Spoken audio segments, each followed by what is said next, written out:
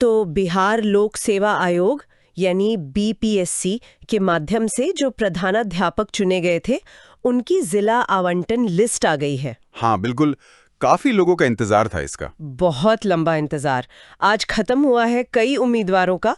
तो आज हम इसी पर थोड़ी गहराई से बात करेंगे, जो भी जानकारी हमें मिली है उसके आधार पर। जरूर। चलिए फिर समझते हैं कि इस पूरी प्रक्रिया में क्या क्या खास रहा है। ये जानना तो काफी इंटरेस्टिंग है कि पहले वो चयन हुआ, फिर काउंसलिंग चली, एक लंबी प्रक्रिया थी। हाँ, काफी लंबी। और उसके बाद अब फाइनली उम्मीदवारों को उनके जिले मिल गए हैं। ये अपने आप में मुझे लगता है एक बड़ी राहत होगी। बिल्कुल, राहत की बात तो है ही।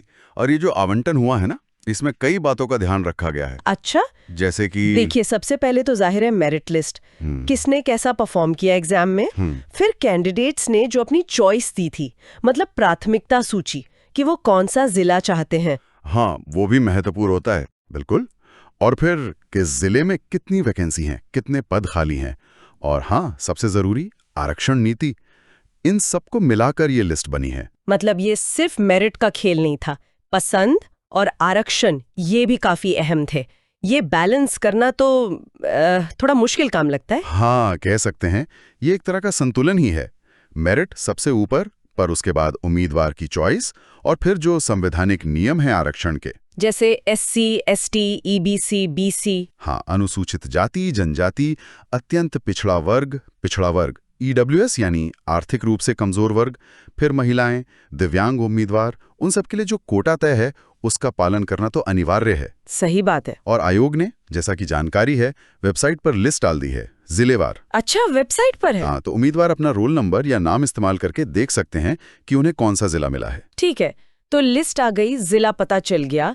अब जिनका नाम है लिस्ट में, उनके लिए अगला कदम क्या है? मतलब अब उन्हें करना क्या है? हाँ, तो अब अगला स्टेप है कि उन्हें जो जिला मिला है वहां के जिला शिक्षा कार्यालय यानी डीईओ ऑफिस। DEO office. हाँ, वहां रिपोर्ट करना होगा और वहां एक तय तारीख दी जाएगी। उस तक अपने सारे डॉक्यूमेंट्स का फाइनल वेरिफिकेशन करवाना होगा। अच्छा, ये फाइनल वेरिफिकेशन, ये काफी जरूरी स्टेप होता है। बहुत जरूरी। इसके बाद ही आगे की प्रक्रिया होगी। हाँ, इसमें अक्सर थोड़ी घबराहट भी होती है कैंडिडेट्स को। कोई खास चीज जिसका ध्यान रखना चाहिए इस दौरान? देखिए, सबसे जरूरी तो है कि टाइम पर पहुंचें और अपने सारे ओरिजिनल डॉक्यूमेंट्स। ओरिजिनल? हाँ, ओरिजिनल।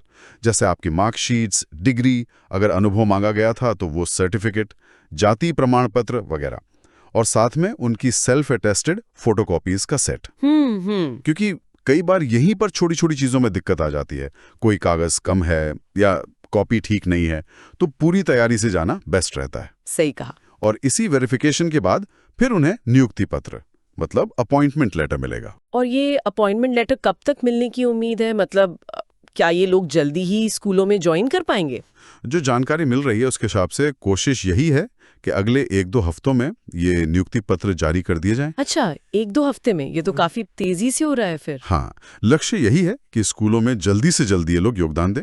सरकार भी चाहेगी कि अगला जो एकेडमिक सेशन है उसके शुरू होने से पहले ये पद भर जाएं। हाँ, स्कूलों को जरूरत भी तो होगी। बिल्कुल, बहुत जरूरत है। ये तो वाकई बहुत अच्छी खबर है, खासकर उन स्कूलों के लिए जहां शायद लंबे समय से स्थायी प्रधानाध्यापक नहीं थे। अच्छा, ये जो इतने सारे हेडमास्टर्स की नियुक्ति हो रही है, इसका असर क्या सिर्फ एडमिनिस्ट्रेशन पर पड़ेगा, या आपको लगता है कि स्कूलों के माहौल, पढ़ाई लिखाई पर भी कुछ फर्क पड़ेगा? देखिए, एक अच्छा हेडमास्टर सिर्फ प्रशासनिक काम नहीं देखता, वो स्कूल का लीडर होता है। तो प्रशासनिक सुधार तो आएगा ही, मतलब व्यवस्था बेहतर होगी, काम टाइम पर होंगे। हाँ, वो तो है। लेकिन उम्मीद तो यही की जाती है कि एक मजबूत नेतृत्व टीचर्स को भी मोटिवेट करेगा, स्कूल में एक अनुशासन का माहौल बनाएगा, और इसका सीधा असर बच्चों की पढ़ाई की क्वालिटी पर पड़ेगा। सही बात है। एक व्यवस्थित स्कूल, एक मोटिवेटेड स्टाफ, तो नतीजे बेहतर आने की उम्मीद बढ़ जाती है। बिल्कुल। अच्छा, एक सवाल और। अक्सर ऐसी बड़ी भर्तियों में पारदर्शिता, मतलब ट्रांसपेरेंसी, एक बड़ा मुद्दा रहता है। इस बारे में कुछ जानकारी है? हाँ, जो सोर्सेज हैं वो इस बात पर जोर दे रहे हैं कि राज्य सरकार और शिक्षा विभाग ने पूरी कोशिश की है कि ये चयन और जिला आवंटन की प्रक्रिया ट्रांसपेरेंट रहे। मेरिट और आरक्षण के नियमों का पालन करना और फिर लिस्ट को वेबसाइट पर पब्लिकली डालना, ये सब उसी पारदर्शिता का हिस्सा है। हाँ, इससे कैंडिडेट्स का भरोसा भी बना रहता है। बिल्कुल, जो कि बहुत जरूरी है ऐसी प्रक्रियाओं में। तो कुल मिलाकर बीपीएससी के इन चयनित प्रधानाध्यापकों के लिए ये एक बड़ा माइलस्टोन है। और उम्मीद यही है कि बिहार की स्कूली शिक्षा व्यवस्था को इससे काफी बल मिलेगा। हमारी तरफ से सभी चयनित उम्मीदवारों को बहुत शुभकामनाएं। निश्चित रूप से शुभकामनाएं तो हैं ही। अब जब ये नियुक्तियां होने वाली हैं तो एक सोचने वाली बात ये भी है हाँ, कि ज़मीनी हकीकत में मतलब स्कूलों के रोज़मर्रा के काम में और बच्चों की लर्निंग में इन नई नियुक्तियों का कितना गहरा और कैसा असर दिखेगा, ये शायद हमें आने वाले वक्त में ही पता चलेगा। इसका मूल्यांकन करना भी ज़रूरी होगा।